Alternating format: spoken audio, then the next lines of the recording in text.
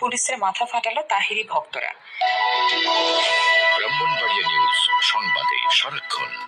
ব্রাহ্মণবাড়ির আখাউড়া গিয়াসউদ্দিন আর তাহিরের মাহফিল থেকে পুলিশের উপর আক্রমণ হয়েছে। এতে বাবু নামে এক এসআই এর মাথা ফেটে গেছে। তিনি আখাউড়া উপজেলা স্বাস্থ্য কমপ্লেক্সে চিকিৎসা নিচ্ছেন। আহত বাবু জানান, শুক্রবার বিকেলে উপজেলার নীলাখাত এলাকায় একটি ওয়াজ মাহফিল চলছিল। এতে ওয়াজ করেছিল গিয়াসউদ্দিন তাহিরি। মাহফিল তাড়াতাড়ি শেষ করার কথা বলে তিনি সহ পুলিশ সদস্যরা চলে আসেন। এরই মধ্যে তাদের উপর হামলা হয়। মাহফিল থেকে পুলিশের বিরুদ্ধে উস্কানিমূলক বক্তব্য দেওয়া হয় বলে তিনি অভিযোগ করেন।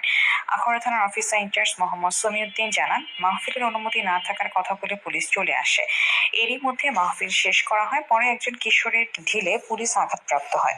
আখাউড়া উপজেলা স্বাস্থ্য কমপ্লেক্সে জরুরি বিভাগে ডিউটিরত চিকিৎসক ডক্টর রাজীব হাসান বলেন, আহত পুলিশ সদস্য আঘাতপ্রাপ্ত হয়ে হাসপাতালে এসেছে। তার মাথায় ফেটে গেছে, 3টি সেলাই লেগেছে ও হাতের আঙ্গুল ফেটে গেছে। আহত পুলিশ সদস্যদের চিকিৎসা চলছে।